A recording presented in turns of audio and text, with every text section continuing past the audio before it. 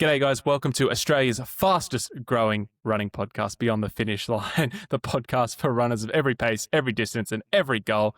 My name is Matt, aka Coach Matt. I am the founder of the Performance Project, which coincidentally is Australia's fastest growing endurance community, and I'm a 5-time Ironman ultramarathon runner. Today's episode is all about social media, building a personal brand, social media and running, endurance sports, the whole shebang when it comes to social media. Georgia is trying so hard not to laugh at me because I told her I didn't know what I was going to say for the intro. And that brings me on to introducing my fantastic co-host, because if we are talking about social media, we need to have arguably one of the best running content creators in the country at the moment. She's also coincidentally the fastest marathon runner on this podcast with a time of 3:50 something or other. This is so rogue. Oh my God. Oh, mate, I'm all over the shop. Georgia, how you doing, mate? I am so good, Matt. I knew you would sneak that in there. You'd had to take the power away from me, didn't you, to say that I am the fastest marathon runner. I'm the real Slim Shady, bro. Yes, I am the fastest marathon runner on this podcast. Officially, my official time, thank you, Matt, is 3 hours, 56 seconds, 55. Mate, So I've got a lot of people who are running in the threes, okay? It's hard to keep track of everyone. I would be surprised if you remembered my time. I would be shocked. I would never think you would remember that. Do you know it's super weird? I'll remember the most random facts. Someone will message me an athlete will message me out of the blue and oh, I did this run 2 weeks ago. I'm like, oh, you're the 21, 3x7, and you average 5:24, 5:26, 5:28. And they're like, yeah, that one. And then they'll be like, I did this workout yesterday. I'm like, no idea. Can you screenshot it to me? Yeah, you weirdo. You remember too much. It's so funny. I just remember random stuff, yeah. Random, yeah. Look, I'm a shocker for stuff like that. So, well, I struggle to remember my own time. So how you do that for other people is beyond me. But yes, that is me. Although I'd just like to scratch from the record the biggest running influencer in Australia. As much as I'd love to take that title. I definitely didn't say the biggest running influencer in Australia. Whatever what you said. What did you say? Come on. Arguably one of the best content creators in running content creators in Australia. Something like that. I already checked out. Georgia just ego coming straight through. She's like, I am the biggest, aren't I? No, I mentally blanked out when you were saying that because I was going to pass out from stress. Guys, it's Tuesday night. We've had a massive couple of days, and because we're so committed to bringing you the podcast on a Wednesday morning, we are recording this well after hours. That's okay. And you've had a big weekend, Matt. Why don't you fill everyone in what your weekend has been all about? Tell us your highs and lows. We just came back from 6 days of training camp for the Performance Project out in Western New South Wales. We did triathlon training camp. It was unreal. Out at Lake Keepit, so just past Tamworth. God's country, mate. It was so good. 30 degrees every day, not a cloud in the sky. Had 7 or 8 boys out there just getting into some triathlon, swim, bike and run, talking shit. It was great. That's right up your alley. Mate. Hot, out in the country. Love that stuff. It was the best, honestly. Everyone had such a good time. It was so much fun. None of us wanted to go home. We all wanted to stay another week. Oh, I bet. I was seeing some of the stuff on socials. It looked so fun, although long days. I don't know how you guys do it. Well, yeah, I mean, realistically, that's an Ironman camp. So it's for our Ironman Western Australian athletes, and then everyone else who came who wasn't doing that, we just shortened it a little bit. But big days. I think we averaged just over 4 hours of training a day. So big days. So remind me when Ironman Western Australia is? First weekend of December. Oh, wow. Okay. So not long to go. Yeah. Not long it's right to there. go at the all. boys that they basically come home, have this week kind of a deload week, and then they peak. So yeah, basically in the guts of it. Wow. That's incredible. And so what sort of things were you guys doing on the camp? Honestly, it's just a lot of swim, bike and run. So wake up, ride 3 hours, run 1 hour, swim 2 hours, repeat. That's basically the camp. Oh my gosh. Crazy. Huge runs out along the lake. Sorry, there's trails out along the lake. So a few long runs, a couple of different bike sessions, some hill repeats and things like that. But honestly, the trick with training camps, and this is where a lot of people make the mistake. So if anyone does go on a training camp, whether it's a performance project or somewhere else, they'll go out and they just hit that first day super hard. Like ego's there. They're just like, everyone wants to flex. It's like the first time you go to a run club, you want to be at the Yeah. front. And they burn themselves out. Training camps just a really, really long zone 2 session. Like that's all it is, because it's the only way you can back it up over and over and over again. Yeah. And from experience from the marathon training camp this year, that was the same case. Like everyone was like excited, and the first day you do so much, and the next day you just wrecked. So yeah, you've definitely got to take it easy. But they're fun. Like it's such a good space to be around people who are doing similar stuff. You're not stressing about talking too much about what you're doing. Like, you know, when you're around your mates and you're like, oh, I've got this coming out. I did this session. They're like, yeah, cool, man. Like we don't get it. Yeah. So at least when you're around other people, it's so fun because you can just talk about all the stuff you're super passionate about, which is really cool. Yeah, that's one of the big things I like try and emphasize to anyone who comes to our camps is like what we do is a lonely sport, whether it's marathon running, triathlon, ultra running, whatever. It's a lonely sport. And not a lot of people get it. It's very rare unless you live in like Sydney or something where you can train with groups of people. So to actually go out and train with a group of like-minded people is it's worth its weight in gold. Yeah, I take that for granted, being able to train with other people and chat with other people. Like on any given day, I can go and join a run club somewhere in the city and people will be lovely and just like, hey, like, welcome to the run club, that kind of thing. Whereas I forget, like, even where you're from, that there's not really that kind of thing happening. Yeah, so no options, yeah. Yeah, and even if, you know, there is a run club, it's once a week. And so that's your only chance to really do anything. So look, I can totally understand how, that could be. But yeah, it's nice you guys got out and, you know, hit some pretty tough sessions. I saw there was lots of cows and stuff like that, which is so fun. Yeah, we were proper out in the sticks, mate. It was good. It's pretty confronting. You're riding along and then all of a sudden there's like a cow truck. So, you know, a B double that's probably got 80 head of cattle on it, and it's doing 110 straight past you while you're on the bike. You're like, oh shit. Please, I know. And then the worst thing is those trucks, like obviously they can't control the cows. So it's like, please don't piss all over me. Yeah, exactly. Or like, please don't stick your head out the side and then just get taken out by a cow's head. Yeah. Oh, only country people will understand that one. Yep. Oh, good. Any, so that's kind of your high of the week. Any lows this week, Matt? Probably from a couple of weeks ago, my dog Jack, he's a husky, best mate. He's had a couple of health issues, so that's kind of been a bit upsetting. But he's all right now. But yeah, it just sort of was a bit confronting. We thought we were going to lose him there for a second, but he bounced straight back and he's doing all right. So yeah. Other So than that, scary. So scary. It was. Yeah. Especially when they're like part of your family, they're like an extension of you. They're, you know, you guys have him together and all that kind of stuff. So yeah, that would be really scary. Yeah, he's getting up there now. He's 8. So like I've nearly had him for a decade, you know, like that's like it's a big part of your life sort of thing. You know, I'm 32, so literally a quarter of my life. Like which I've is had that dog. crazy. Yeah. So but he's all good. He's up at the farm at the moment with Dad, and he's loving life, swimming in the river and chasing some cows and things. Oh, nice. Much better than sitting in the recording studio with you right now listening. Oh, he would have hated life bloody while I was at camp. Like he's just so active. He wants to play all the time. So whenever I go away, I try and send him up to the farm for a few days. Nice. That's very nice of you. How about you, Georgia, the triathlete? I know, guys. Wow. God, haven't I just taken a real 180, 360, whatever you want to call it?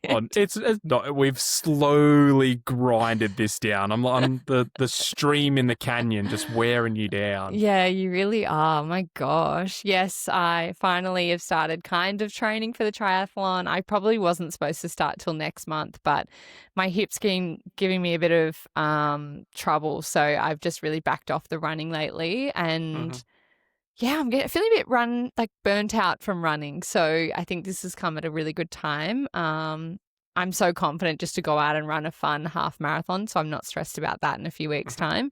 That will be fun. But yeah, I'm really enjoying my kind of training at the moment. I do my Monday swims, which is fun. Although I am still trying to work out the whole Garmin situation in the pool, because I go for a swim and I feel like I'm doing everything right. And then I get out of the pool and it either thinks I'm an Olympic swimmer or it adds on like 4 extra lengths that I didn't do. And I'm like, this is the whole function of this watch. Why can it not get it right? Have you set the pull distance correctly? Matt, I'm come just on. asking, mate. You'd be surprised how many people do that. Yes, the pull distance is set correctly. I've Okay. turned off Auto lap. auto lap, like auto pause. I turned that off because I figured it was just never correct. So Yeah. now correct Do me you if I'm lap your wrong. watch? Every time I stop to have like a drink of water, I press a lap on my watch button and it says the countdown for when I like the rest countdown. And then I click lap again to go. Is that correct? When your countdown goes all the way down, does it automatically start the lap? I don't know. Next time, just like let it run down and just see if it automatically starts the lap. You don't need to press lap. Okay. And so say if I didn't want to do that, say if I just like pause my watch like you would on a run, like stops. Can I do that? Is that a... Just turn off the auto countdown and you just press lap and it will go to rest mode and it will just count how long you've been resting. It'll just go 1, 2, like it'll just count up. No, I feel like it does down. that. I feel like it does that. Oh, okay. Well, then you don't need to pause it. Yeah, like if it's counting down, you have some sort of countdown on. If it's counting up, it's just on like normal mode. Okay, and then I re-lap it and go, right? Correct. Yeah, and then some of it says I did the whole length in like 30 seconds, which is impossible. Well, it's not possible. Yeah, for me. Yeah. So I don't know. I'm just like, do I stop it like you do with the run? It's so many things to learn. I'm like, this is just really annoying. I feel like you're the only one who has this problem. No, I'm not. Everyone I go to a swim club with, they all have similar problems where their watch is just not really accurate. So everyone just kind of goes, oh, it's about that. I don't know. But anyway, that's kind of the high is I'm doing that. And also we just spoke off mic. I have an exciting kind of partnership coming up, which is really cool. So hopefully it'll come out in a couple of weeks, which is really cool. That'll happen. So it's always good getting something like that coming through. And that's kind of it.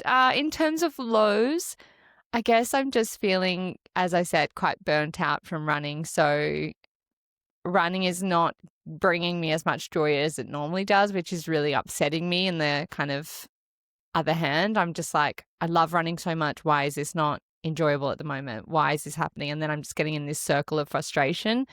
So yeah, I put up a video the other day and lots of people were like, oh, I've felt this before. It's totally normal. Or like, thanks so much for being real about this. But yeah, it's definitely not something a lot of people talk about.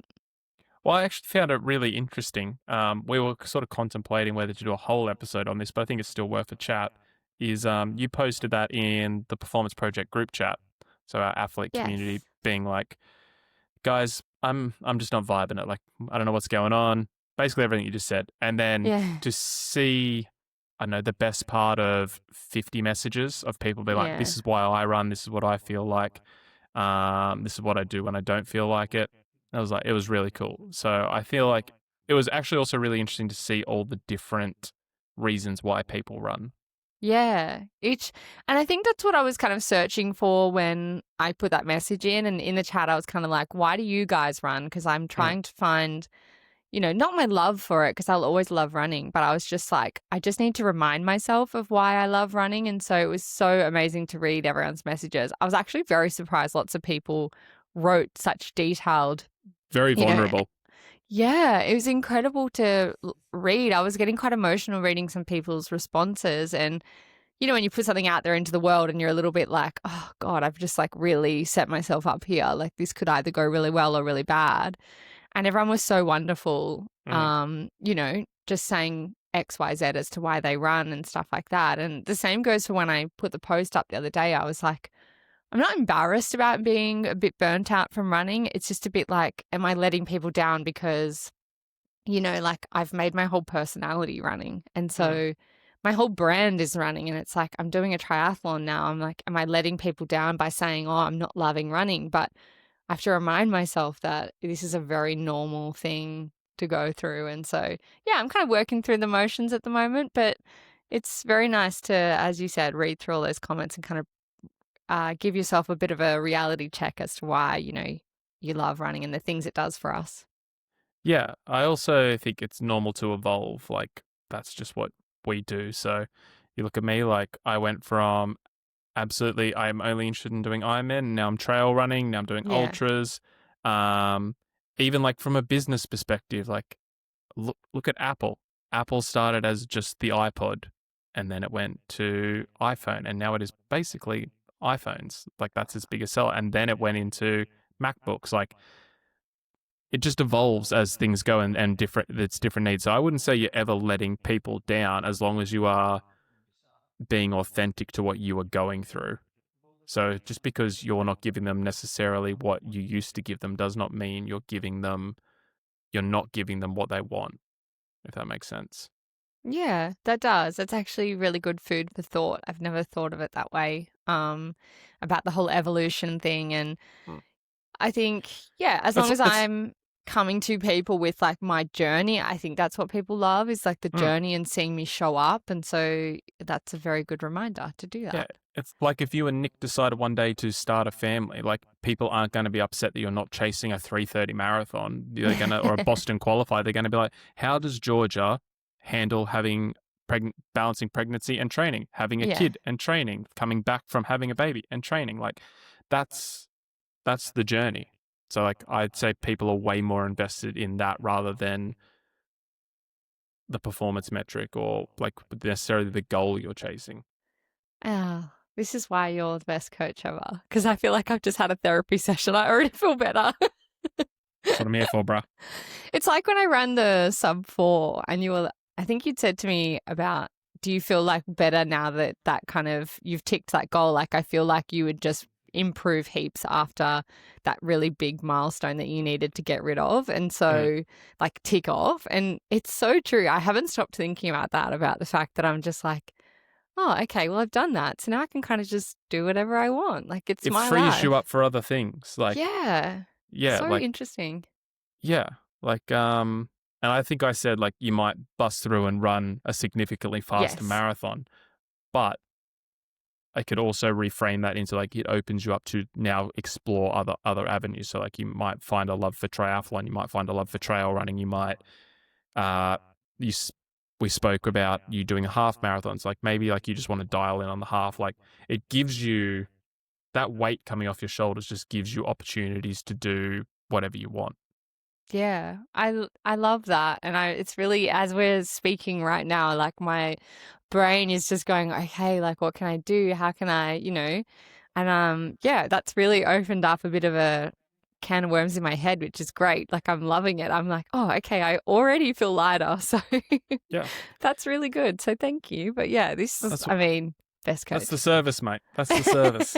Hey, even I still get the service, so that's good. Honestly, I think people, I can't remember who I spoke to this. It might have been at camp I was speaking to them about. I was like, programming's like, people think writing the programs and like creating the workouts for athletes is the biggest job. Honestly, it's talking to them. Like, Yeah. it, programming's 15%, 20% of Yeah. like the job. Like, the rest of it is like, how do you function mentally? Like, trying to find out like what the roadblock is, like, what is stopping you from achieving your goals, and then like working through that. So, kind of like an unqualified therapist in a way, but I mean, I didn't want to say it, but it feels like a therapy session. I mean, some conversations you have are like when you find out like what people's demons are, like the people who say are Yeah. more like me, who are maybe running from something. Mm. Um, when you find that and you've got to balance through, like some of those conversations are like really intense. So like you got to treat it like almost like a therapy session. Yeah, it'd definitely be, you'd have to find that right balance of, being there for someone, giving them advice while also being like, okay, like how can we work through this? Yeah. And, but yeah, you definitely do a lot of that. And I think this is probably a good opportunity for everyone listening to think about why it is that, why do you do what you do? Why is it that you get up every morning? Remind yourself, why am I doing this? Why am I aiming for a sub 4 hour marathon? Why am I hoping for my, sub 10 hour Ironman? Like, what is it that gets you going? And maybe, I don't know, like everyone did in our group chat, make a list or write it down or send it to a friend. Like, hey, I just wanted to talk to someone about this, or send it to us. Like, I'm happy to hear your responses if you want someone to talk to. So I will take some of the talking off Matt's hands and I can do that. do you want to share your why, Georgia, and then I'll do mine, and then that'll like maybe prompt some people to really think about it. Yeah, sure. Look, I think I wasn't really one of those people that had this huge reason as to why I started running. I think I started running and then quickly fell in love with running. But my why every day at the moment is just continually showing up for myself because I know how good it is for my mental health. It helps with my anxiety.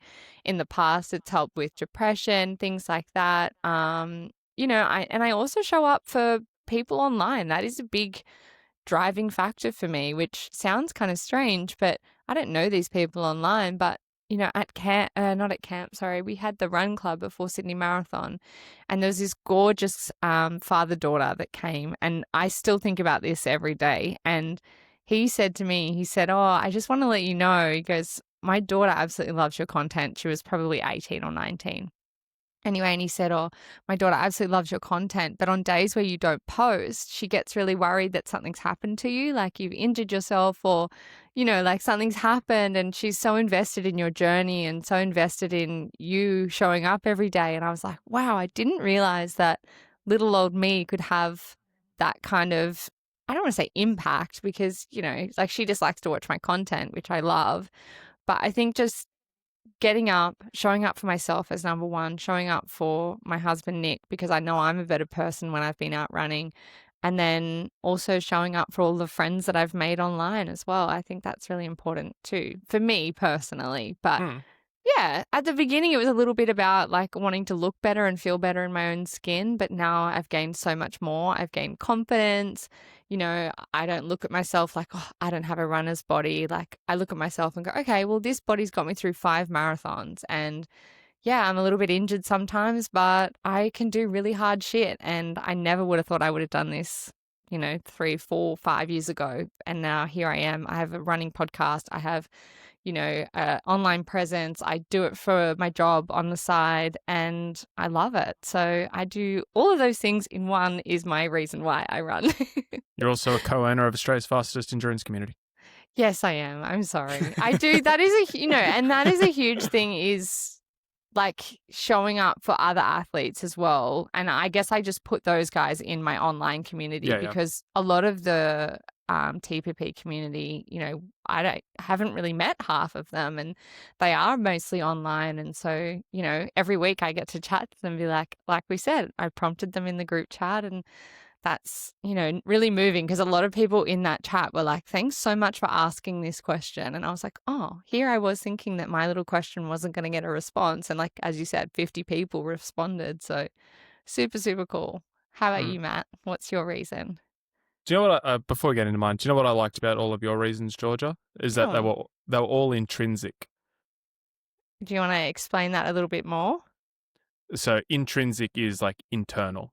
Yes. So there is intrinsic and external motivation. If people are externally motivated, they are motivated by what they will get from that thing. So whether that's money, whether that's accolades, whether that's external recognition in some way. Intrinsic, internal is just you're doing it for you and only you. So you do it because it makes you feel better. You're doing it because it makes you a better partner to Nick. So that doing it for your family, you are doing it for your community where even though that might give you extrinsic benefits like brand partnerships, like a larger social media following, like opportunities, you're doing it for an intrinsic reason, which is like to share your journey and hopefully inspire other people to start running, show them that they can run, etc. Yeah, it's, at the end of the day, the driving factor is me. And I feel like that should be everyone's driving factor, should be to do it But I don't think it's that common. But no, it probably isn't. Maybe, some people are like, I want to go viral or I want to be able to do hard shit so people can see that I can do hard shit. Yeah, I'm a sub 3 hour marathon runner or whatever. Like they're doing it for their external reasons. Yeah, definitely. I mean, look, when I did the sub 4 hour, it was pretty good, but it would definitely, it was pretty good to, be like, I'm a sub 4 hour marathon runner. But in saying that, I could have done sub 5 and I'd still be I was stoked when I first did sub 5. So yeah, at the end of the day, I wanted to tick that off for me till I could be like, yeah, go you, Georgia, you did that. So yeah. Yeah, it's one of the first questions whenever I do an athlete consult for new athletes coming into the performance project. I ask them what their goal is, and they'll always tell me Sydney Marathon, or I want to go and do this Ironman, or I want to run a really fast half marathon, whatever it is. And then my second question is, awesome, why? And Yeah. all of them just Lock stop. up. Yeah, just like, I'm like, no, tell me, like, why is it important? Because, like, when the sessions get long and you've got to run twice a day and you're 15 weeks into a marathon block and you're tired and you're sore and you've cancelled going out with your friends, like, that why Mm, is what's going to drag you through. Like, when you message me, you're like, I don't want to do this session, I'm like, remember when you told me 16 weeks ago that you wanted to do it for this reason? Like, yeah. get your shoes on and go. Like, Yeah. it's really important. Yeah. Do you know what I said to Nick yesterday, which really got him?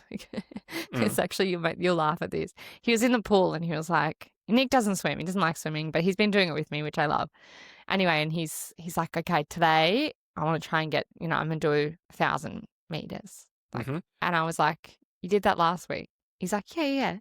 I was like, come on, mate. He goes, oh, I just want to do 1,000. Like, I could tell, I know him so well. I was like, I could tell he was slightly giving up a little bit. Like, he was over it. I was like, come on, mate. You've run a couple of marathons. You can do better than that. And he's like, oh, fuck. So he ended up doing an extra like 200 meters. And I was like, yeah, that's right. I like to use that one too. Yep. Tell Have a us, dig. yeah. Tell us about your why, Matt. Yeah, I think it's interesting because I mean, if anyone's listened to any number of episodes on this podcast, you would know Georgia and I are oil and water. We blend together for a very small period of time. We couldn't be more opposite. I too have, like, I'm a super intrinsically motivated person. I don't really give a shit about most extrinsic things. And just like a heads up, if you haven't listened to episode 1, I come from like a background of addiction and abuse and mental health issues and a lot of negative, dark stuff. And endurance sport came into my life through sobriety. So that was like a big part of helping me get sober, help with my mental health, all of like the classic things, right? When you hear about addicts getting clean. But like, I am very, very, very aware that other Matt is like deep down inside somewhere. And I feel like every time I quit a workout or I don't do hard things or I take the easy way out, that little Matt inside of me like gets a little bit of like momentum. He like gets a breath of fresh air and he's like, oh, like there's a chance, there's a bit of weakness. Like I'm gonna try and infiltrate. But every time I do a session, every time I train, every time I do something hard, every time I do something that isn't the easy way out, it's like I use the term, I keep my foot on his throat and just like try and keep him down. So for me, it's like I continue to prove to myself that I am the man that I say I am, not the man that I used to be. Oh my God, dude. I'm seriously gonna cry. I don't know. I didn't know that, Matt. No. And I'm so grateful I know this, Matt. But I don't know, it kind of hurts me a little bit to hear you say that you're kind of worried that he's going to pop back up and you have, you do these things to keep him at bay and stuff like that. And so, yeah, I'm sure there's other people out there that are feeling the same. And so hearing that might be the thing that they need to hear today. And I always think you're so brave for talking about that kind of stuff. And I'm sure you don't, but it takes a lot of guts to get out there and put yourself out there like that. So, yeah, I think that's a really beautiful way to want to do what you do. Yeah. It's funny, like when I posted that in the group chat, because like I try and keep people very like transparent with all the athletes that I'm not this saint and this person who's like always done hard things. And Sam even said to me, she was like, I'm surprised you shared that. And I like my motto, like I'm not comfortable sharing it. Like I really think about it a lot before I share anything to do with mental health because I know it can be hard for people. But I also think like if me being, again, it's the hard things thing. If I can be uncomfortable for, I don't know, what that was like 90 seconds, 2 minutes of talking, if that helps one person, I'm like, cool. 2 minutes of me being uncomfortable just change someone's life or change the next 6 months of their life, whatever it is, like that's such an awesome trade. I will do that every day of the week. So, yeah, that's just how I look at it. I just like, what is the ROI on it? And I think it's like infinitely positive. Yeah, definitely. And I do think you are helping people by saying that, because not enough people talk about men's mental health. And I think that's such a big thing here in Australia is, one of the biggest things is, men's suicide and stuff like that. And so I think it's so important to talk about and to check in on your friends and stuff like that. And, I know if you've gone quiet for a few days, I'm like, okay, I better check in with Matt because, I know you've spoken about that before. And so, if you've got other friends out there that are like that, maybe them hearing what your story is will really help them. So, yeah, but I've just never heard you talk about it like that. It kind of caught me off guard. So Yeah. thank you for sharing. No, it's all good. I'm always trying to refine it to like, to make it more digestible, to make it more not impactful. Like I know you did want to use the word impact either, but like just more, I don't even know what the right word is, but just more digestible. So like people hear it and go like, okay, like I get it. Like, so yeah. So I always try and like rejig it and make it more clear and try and build like a visual representation. So I don't know. It's just storytelling at the end of the day. Yeah, I guess. Yes, I guess that's you share a lot of that on socials. So, ever since I've known you, you share a lot about like, hey guys, I'm not having a great mental health day, and so that's kind of part of your own personal brand as well, is that you do this to help other people, and For sure. yeah. So I think that's super interesting. Yeah, and weirdly you bring that up. There's a part of me, like you said, you didn't know the old man. There's a part of me that wishes like I had content from it. Like I went through when I got sober, I went through and deleted all of it. Like just wanted to get rid of it. And there's a part of me that wish I could like go, but I could post it and like just show people like before and afters. Yeah. Not for the content, but just to show them like the transformation and whatnot. But yeah, I don't know. It's all about, like I said, personal brand, which is what's going to lead us into our much lighter, much enjoyable topic of social media. But guys, seriously, whatever your why is for running, share it with us. Either DM us or post it and tag us if you're comfortable, because like we want to hear stories. We want to know why you run. Georgia might even turn this into a reel and you can comment underneath. I don't know. I don't do the social media. I was just thinking about that. I was like, this would be a great reel where I'm going to do up a little reel, guys, where we're going to share our whys, and then you guys can comment underneath if you want to, or you can, duet it or do whatever it is that you want to do. And hopefully we can hear some of your whys, whether they're extremely happy, whether they're intrinsic or extrinsic, or whether they're, whatever it is, let us know. We'd love to hear it. So yeah, absolutely. Always thinking about the content in the back of my brain. I was like ticking away there. Speaking, Georgia, of content, before we get into social media, guys, we have 3 huge announcements, and Georgia's panicking because they didn't tell her before the show. I'm like, alarm bells are like, what's happening? I honestly just thought of it just then. Great, guys, tell me. If you are a fan of Georgia, which I'm sure most of you are, because you're listening to this podcast. Sure, she's panicking now. She's super unnecessary. Tomorrow night, 6 p.m. on the YouTube. On the YouTubes. On the YouTubes. Tomorrow night? Thursday night? No, Thursday. Tomorrow is Wednesday. This podcast comes out on Wednesday, Georgia. We recorded on Tuesday. Sorry. Tomorrow night. Georgia has just ruined her announcement. For Georgia's Sub-4 Marathon, we created a small documentary. It is the first of many that we'll be making with the Performance Project and Performance Media. So it's our inaugural launch. 6 p.m. Make sure you check it out. The links will be in the show note. Performance Project, a YouTube channel. It'll all be in the show notes. You can check it out. But we'd love to see you guys check it out. Get the views up. Share it with your friends. We did a lot of hard work in it. Shout out to Jimmy from Jim's Media. He did awesome. So we really want you to check that out. Yes, it is. Look, I was editing it. Obviously I've watched it, but I was editing some little reels and things to go up with them, and it's really cool. Every time I watch it, I guess get goosebumps, and so you guys would have already seen a few of them by now because this is coming out on a Wednesday. Very good, Georgia. We're only Thank you. 41 episodes in. And so, yes, it's coming out tomorrow and I'm very excited. Mhm. Lots of people are excited. I hope you guys are too. So tune in. Let us know if you've watched it. Can't wait Mhm. to hear about it. But what are these other things you wanted to say? Well, I'm pretty sure the ballot for Sydney comes out on Wednesday, does it not? Yes. I think it's, Wednesday or Thursday. Sorry, again, I need to check because Pretty sure it's Wednesday. I didn't enter, so... Guys, the Performance Project, we want to be the biggest run club at Sydney Marathon 2026. So if you got into the ballot, if you were successful for Sydney Marathon, we're putting on a whole separate coach to manage it. You can work with me as well. We want to be the biggest. We're going to do community events the whole weekend. We're actually going to do something a little bit sneaky that we can't announce just yet, but it's going to be really, really cool.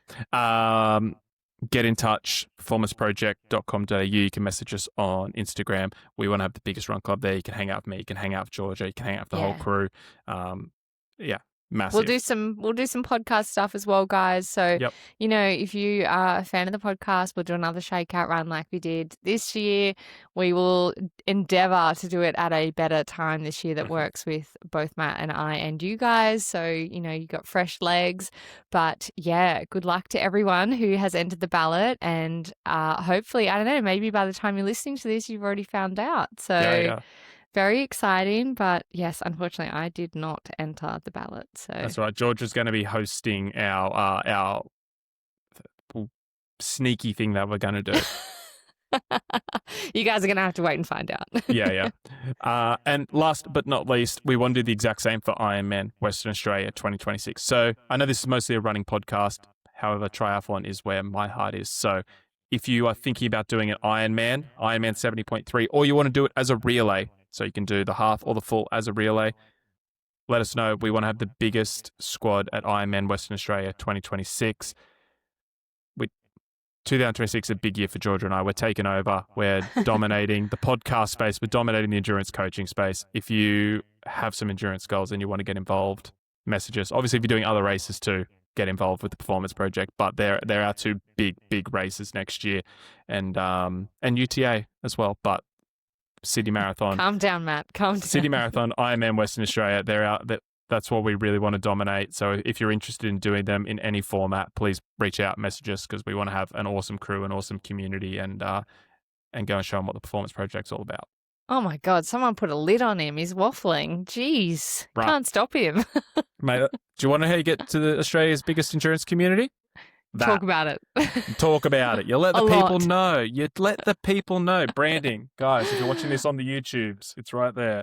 On the YouTube, oh my God, spare me. Jeez. Speaking of my documentary and social media, wowee. No one cares. No one cares. Well, clearly this guy does not care because I put it on TikTok last night being like, hey guys, like my documentaries, Oh, is that where that comment came from? Did you see that? Yeah, the one you sent me? Yeah. Oh, yeah. So this guy commented on my thing being like, oh my God, a documentary for that? Bruh. And I was like, no, womp womp. Anyway, and I replied to him with a video just being like, can't wait to see your documentary. Anyway, all these lovely people were commenting underneath, but he was like, well, 4:10 loading for your next marathon. I was like, what evidence have you got from that? I've run 3 that are under 4:10. It's I was like, you're an idiot. But anyway, that is the haters downside gonna hate, bro. Of socials. Yeah. Honestly, one of the best bits of advice I've ever got, no one doing better than you is gonna hate on you. Yeah. They're always below you or whatever it is they say. Yeah. Shit runs uphill. Isn't it shit runs downstream? Yeah, but if they're doing worse than you and you're above them, it's got to go up. Oh, okay. That does make no sense to me. But anyway. All right, guys. Matt, do you want to kick off any questions you think these guys might have on social media? And then maybe you and I can both answer them. Obviously, these aren't specific questions, but what is it that you wanted to talk about today? Well, since we do have arguably one of the best content creators in the country, I think, you know what, this is what I think we'll do, Georgia. And guys, full transparency, we made this up about 30 seconds before we got on air. Don't tell them that. Jordan, how is that different to any of our other podcast episodes? This is, guys, if you want to know our creative process for the podcast, it is, what time do you want to record? Georgia replies, yeah, I don't know. What the fuck are we talking about? That's how we do it, okay? One time I say that and you use it against me. Honestly. No, you know what? It's the best way for us to have a very normal conversation if we plan it too much. Yeah, no, I'm not. I don't like. I told you that from the get. I don't like the scripts. So what I think we should do, Georgia, is let's just go social media 101. We're going to cover just a few basic topics. Yeah. And then we will open up a questions thing and we will do a questions episode for social media. Love it. And then we can get some what the people actually want. So this is how we'll start it. If I was a runner and I wanted to start a Instagram page, TikTok page, whatever, how would I decide what the page is, what the page is about? How do I just set it up and like just decide like what I'm going to post? Okay, so I think the biggest thing is remembering back to like our why. So it's like, why are you starting this page? Is it to make money? Is it to show what you can do? Is it to inspire others? Like, what is your why? I think with any business, you need to have a why. You need to have a really clear why within your business, and you need to treat your social media like a business if that's what you want to do. Like, obviously, if you're just posting for the fun of it, whatever, do that. That's so fine. Well, I think it's when we're talking about this, we're talking about personal brand. We are, even if it's not we're not monetizing it. We're trying to build following, trying to build a brand. So like that is business. So if you're posting for fun, this conversation probably isn't as relevant. Okay. Yes, definitely. And so, look, I think from the get-go, looking at it like it's a business is really important because that kind of sets up the whole reason why you're doing your page. And so for me, you know, I've been posting on social media for a very long time and nothing really happened. I've done all the things under the sun and nothing really caught on, but I was really passionate about running. And so when I first started, I was posting about my marathon journey. And so that was my why. My why was I can't find anyone who's posting about a marathon journey online at that stage. And I was confused. I wanted answers. I wanted to know, what do I do next? All these kinds of things. And so that needs to be kind of your why. Like, what is your story that you are trying to tell? And, you know, the best kind of storytellers online, or the best, creators online are storytellers. And so I think first things first is work out your why, and then try and work out a bit of a, you know, what is it that I'm going to tell? Like, what kind of story am I going to tell? And that would be the same for you, Matt, with your sub 10-hour Ironman, with just being an endurance athlete, an endurance coach, and all of that sort of stuff. That would be your why and your story. So is there anything else you'd add to that as to kind of first things first? I would, for me, I would either look for pages that make content similar to what I want to make, to like sort of give me a bit of a framework. Or if I couldn't find pages that posted like stuff that I would wanted, I would make a list of like, what can't I find? Yeah. And then I would post that. So like that would be my other two. Yeah. What's the gap in the market? Yeah, my other two add-ons to it. Either like replicate someone super successful that you like and you think you can do that, and obviously put your own unique twist on it. Or find the gap where what you want is not there. Yeah, and look, that's like any business. You should go, okay, what's the gap in the market? Because, you know, either, what's the gap? Where can I fill the space and bring unique content? Or, okay, there's already a really successful business. How can I do it better? And so that is a big one for socials, is kind of like, what's my story? How can I do it better? Where's the gap? You know, what's my why? And so I think those 4 things are really important. I think next thing would be, what are you passionate about within running? Are you passionate about telling stories of like a week in the life, or are you passionate about educating people? Are you passionate about reviewing shoes? Like, what's your little niche topic within running or endurance sports? Yeah, I think it's important to I think a lot of people will struggle at that point. They'll go, "Yeah, I'm a runner." And then they're like, "Okay, now I've got a niche down again." And they're like, "Ugh, like I don't know." Mm. It is and I encourage this a lot, because you do this in business too. You A/B test things. Like, you just do a shoe review, do a day in the life, do a recipe, do a whatever, like the 5, 6, 7 things that you're passionate about within running that you really resonate with, and then just see which one clicks. Like, something will be like, that was the funnest video to make, or that was the best content to make, carousel, whatever you did, and then just do more of that. Yeah. And look, maybe all of those things will click and all of those things will work and you'll have a mix of everything. Like, I Mhm. kind of have a mix of everything. I don't specifically talk about just shoes or education and things like that.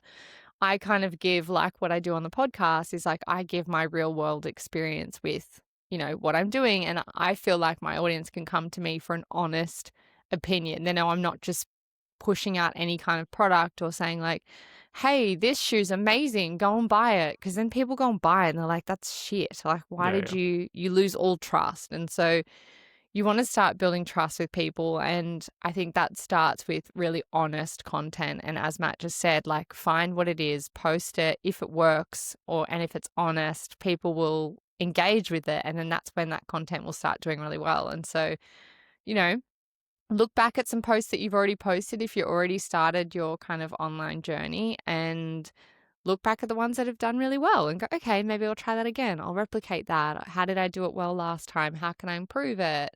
All that kind of stuff. Yeah, and I think a lot of people, especially when they're first starting, they'll see like, this got 100 views, this got 100 views, this got 110 views, and they'll think, oh, none of them did well. But like, one got 110, so you literally got 10% more. Like, Yeah. do more of the 110. Even if it's 103, you got 3% more. Like, some businesses would kill for a 3% increase in like viewership. So just because it is not one got 10,000 and the rest got 100, like, that does not mean it did not do well. Just look for the outlier in the content, and yeah, that would be my add on to that. Yeah, just what kind of content brings you joy? Because Mm. if you're going to get into it, realistically, you've got to be posting almost every day. And so, if doing educational content doesn't bring you joy, that is going to suck the life out of you. And you're going to absolutely hate it and you're going to give up on it because you're like, I just don't want to do this anymore. For me, I love taking people on my runs with me. And that's why they're so easy to do, because I love doing it. I love going Mm. out there, going for a run, being like, hey guys, today I'm doing this session. Come along with me. And then I try and work out ways that I can improve that style of content. But make sure what you're doing is something you actually enjoy. Don't force it, because then it's going to come across like it's forced. Yeah, and I think that's a really good point, because when Georgia first started just doing content for the Performance Project as a sponsored athlete, I would ask her for advice, and she was like, "Oh, improve your hook on this, like walking me through it, been really helpful." And I was like, "I just fucking hate doing it. Like, I don't like doing this, I don't like doing that." And she was like, "Okay, then don't do that." And I was like, "Oh," but like, you get caught in the trap of followers going up, you're getting views, all that sort of stuff, and it's just like, at the end of the day, it's not worth it. Like, if you don't like doing it, it's just Yeah, gonna drain your battery. So, and definitely. ironically, I started doing this content that takes me zero effort, and George would message me out of the blue and goes, "This is your thing. Do that." Do you know why? Because it was really coming natural to you. So it came across really authentic. It wasn't not that your other stuff wasn't, but Hmm. you could tell you were super comfortable chatting about it. And that's why Yeah, even now I'm so confident just, running a run club and getting up in front of everyone and be like, hey guys, let's go do this. Or like jumping on like camera and chatting in front of the camera with it on me. Like, I do not even care, because I'm super comfortable doing it. I'm really passionate about it. I love doing it. And so it comes really easy. And so, in the first year that I started posting, for 2023, Sydney Marathon, my first ever marathon, I posted once a day. I said to myself, I'm going to do this every single day for the next year. I posted every single day, if not twice a day, for an entire year. And that's how committed I was. And that's when I started to see growth within my, my platform. I don't by any means have viral content. And so my following isn't huge in terms of other viral accounts that have hundreds and hundreds of thousands of followers. But I have built a community and I've built people who trust what I say and I don't take that for granted, but I've built a community of people who want to hear my thoughts and who want to engage with me. And I think you kind of also need to think about that as well, is like, do I want to build a community or do I just want to build a viral page? Because there's two totally different things there as well. Yeah, very different business models. I think that leads us in nicely into, I think this will be the last topic we touch on, and then we'll sort of open it up. And that is consistency consistency is king.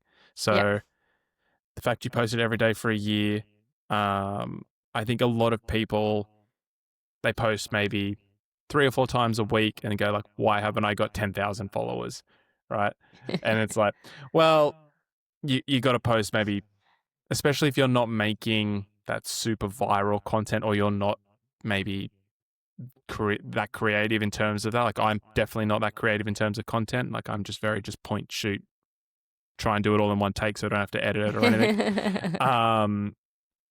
You need to stack those bricks, same as training, just stacking those bricks, like a couple of followers here, a couple of views here, posts here, like, and you're just stacking brick on brick on brick on brick. And that's how you build your page, not trying to get that 10 million view video. Yeah. And that's the biggest, I get questions every day about like, hey, how can I help? Like, how can I build my brand or how do I create a platform like you have? And can I have some advice, which I love helping people with. But the biggest advice, like you just said, and just like training for a marathon or an Ironman or whatever it is that you're doing, is consistency, showing up every day, posting the content, consistently trying to better yourself as well. Like you said before, Matt, there's A/B testing. So if you flick through my page, you'll see the post where I've tried to A/B test and gone, okay, that didn't work. I'm not going to do that again. So, just always constantly going, okay, how can I be better? How can I post more content? What can I do today? What can I do to bring value to the people who are watching? And yeah, it's just like training for anything that you're training for. If you're consistently there and you consistently show up, it's bound to do well. Yeah. Actually, I tell a lie. We'll finish on this. If someone wanted to be consistent, how would they go about? I'm actually curious about this too. How would they go about planning out a week of content, a month of content? Like, how would you structure that? Or do you just like, I'm sure when you first started, it wasn't just spontaneous to the head. Like you had some sort of, I want to do A, B, and C, and like they're my posts for the week. Yeah. Like how would someone go about just sort of fleshing that idea out? Yeah, fair enough. That's a good question because, look, there are a lot of people out there that use like planners and calendars and stuff, and they really plan out like a week's worth of content. Unfortunately, I'm not one of those people. I'm sure you're not now. It just comes to you. You get a bit of inspiration and you just shoot.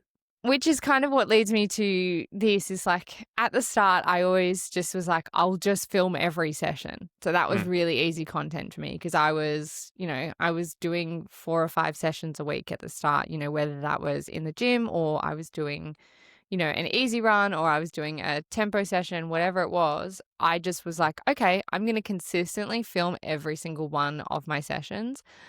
It's probably why I got a bit better at running because I stopped filming every single one of my sessions. They do tend to affect my performance. But I think if you want content ideas and you want to know how to structure a week, I decided, okay, I'm going to make sure I film at least say 2 or 3 of my sessions. Great. So that's 3 pieces of content that I can post. Then I'll go, okay, cool.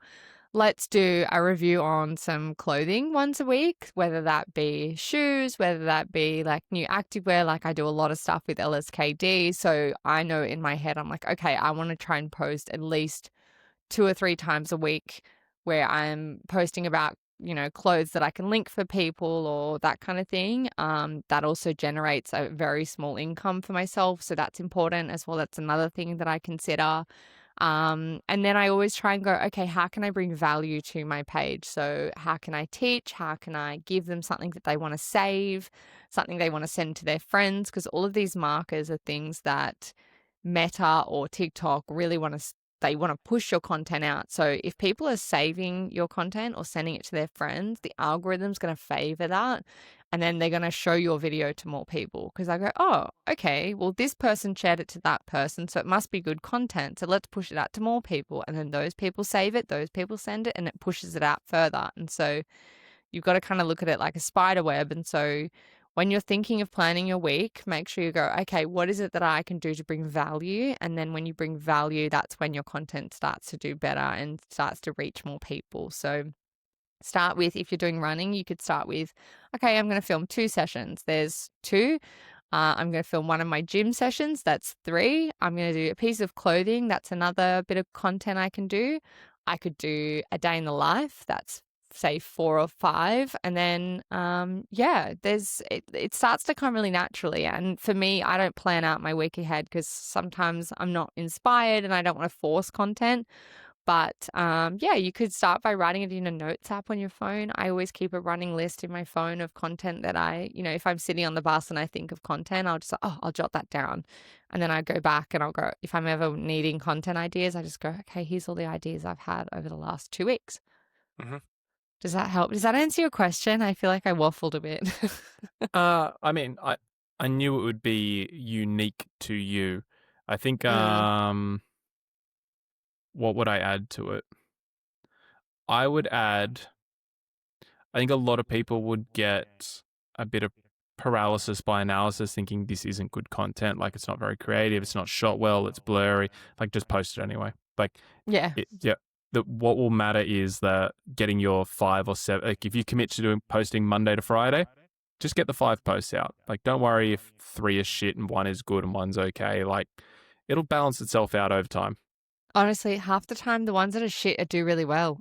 Oh, 100%. Fuck. Sometimes I've spent so long on a post and it is done shocking. Mm-hmm. And then other times I'll just be like, yeah, hey guys, this is my new outfit. I really like it. And I post it and it does really well. And I'm like, oh, I'm so glad I put effort. But sometimes that effort content does do really well. So, don't stress too much about it. Don't think, am I being cringe, or is this content good, or is it, really shot well or on a really good camera? Because that just naturally evolves. Like, you become more confident in front of the camera. You start to evolve in how you capture content. You learn tricks. Like, unfortunately, there is just a bit of a learning curve that you have to go through. And so, yeah, all I can say is, like, just be consistent and just post it. Even if you don't think it's good enough, just post it. Yeah, post it anyway. And I just had a quick look through Beyond the Finish Line Instagram, and we don't have any listener questions this week. I do. Oh, you do? Oh, awesome. Yeah, don't worry. I've got you. I do have a couple of listener questions. We'll get through those, guys, because I know we are. But you know what? Everyone loves a long episode, so we can we're all right. chuck a few in there. Angie has asked, which is kind of a bit of this one's a bit of a follow-on from this episode, actually. Shout out, Ange. Come do Ironman Western Australia. I know you want to. Come on. Come on. She's talking to me about it. Come on. We know Angie, and Matt knows exactly who I'm talking about here. So Angie has asked, what has been your biggest learning curve in endurance sports? Matt, you can go first. Huh. Who's a thinker? Honestly, just what we spoke, the power of consistency is just... And that's been a learning curve for you? Like, you found it hard to learn that, or what do you mean? I was so as a kid, I was the kid who could rock up to any sport and was like better than most. Like, never trained, never did anything, was just like, basketball, cool, I can do that. Volleyball, yep, cool. Golf, no worries. Footy, all of it. Made the school teams for everything with no training. I was that kid. And I just thought when I got to endurance sports, like when I got sober and everything, I was like, oh, I can just compete. Like, that's what I am good at. So I'll just rock up and be, no worries. I'll work it out on the day. And it's just like, I'll train occasionally. I'll train a little bit because it's an endurance sport. And yeah, just got humbled real quick. So, and then the more I do it, the more I understand the compounding of consistency. Like, I can just, if I string together 8, 9, 10 weeks of really, really good training, like 6, 7 days, 2-a-day sessions, I feel the consistency kicking in. I feel it Yeah. compounding. So like for me, it is because I think that's a constant thing. I'm always shocked at how good consistency is. So for me, it's the power of consistency. That's a good answer. For me is the importance of strength training, and I learnt this the hard Mm, way. When I first started running marathons, I was like, oh, surely I'm going out running, so my legs are going to get strong from running. No. So that was the biggest learning curve for me in endurance sports is how important going to the gym is. And not only that, just like doing the right exercise at the gym, making sure you're stretching, making sure I'm doing like Pilates stuff as well. Like it's never ending the list of things I need to do. And even to this day, I'm still learning because I'm still getting injured. But yeah, definitely the biggest learning curve for me was making sure I was going to the gym and not skipping out on strength sessions. great one. Love it. I know, so important. Okay, cool. Let's go down to Steph. She has said, what do you prefer, Pilates or strength training? What's more important? Um, I think they okay. both come hand in hand, don't you? Yeah. So different strokes for different folks. I always, maybe because the performance project is majority female, I find Mm-hmm. a lot of the girls who don't like going to the gym love Mm. Pilates, Yeah. or even yoga. So I will encourage them to do that, and then we will just do some body weight stuff to like help accommodate that. But I just feel like it's personal preference. I don't feel like strength training is the gold standard. So like if you have to pick one, get in the gym, squats, deadlifts, single leg movements, all that stuff. But if you don't like going to the gym, like you can be just as strong and just as, maybe not just as strong, maybe as injury resilient as someone who's in the gym. So I would say for runners, triathletes, one is not necessarily better than the other if it is used correctly. Yeah, and look, everything that I've ever been given from a physio is always kind of stuff that I've done in a Pilates class as Hmm. well. You know, like at the moment, I'm doing a lot of banded things, crab walks, fire hydrants, all of those kinds of things, which are all very big Pilates movements. And so you will find there's quite a crossover there. So you know, even if you are going to the gym and doing strength, you could do a bit of Pilates at the start to do your warm up, you know, glute activations, all those kinds of things are going to help you when you are going and doing your squats and your deadlifts and your single leg kind of stuff. Mm. Yeah, Yeah. absolutely. Great. Perfect. All right, cool. Courtney has asked, when do I know when to return my running shoes? Does it go off hours used or by feel? I think she You means may retire. retire, yeah. So I mean, they most people I guess are tracking their kilometers in the shoe. Um, Yep. for me, it's just like I just go based on feel. Like you kind of feel when they just lose a bit of. It also depends how experienced you are. I feel like people get too hung up on it. To be honest, like I just go based on feel. Like once it stops giving me a bit of pop, I'm just like, okay, you've probably run your race. Okay, cool. Well, the other side of that is like what Matt said is that you can actually track the kilometers. So if you use Strava, I know in Training Peaks you can do this as well. I'm pretty sure. Yep. I saw some comments about that. But yeah, basically you can go into Strava or whatever app you use and you can add gear. And in the gear section, you can add heaps of stuff, but you can add your shoes in. You can select whether they're default for running or whatever it is. You write what the model is and it will track the kilometers. So every time you do a run, you edit the run and then down the bottom you choose what shoe. If you've only got one shoe, then great, that it'll automatically choose that one shoe. If you've got multiples, you pick which shoe you use and you save it and then it will calculate all the kilometers. And then you can also turn on a feature that tells you, you know, notify me when I've hit 400 kilometers. And then you could go by feel from there on. Mm. Would be super helpful. Yeah. I feel like most people, if you buy a pair of shoes from new and you're a regular runner, so let's say 3 times per week, you got a pretty good idea of what those shoes feel like, and you sort of know when they've given up. Yeah.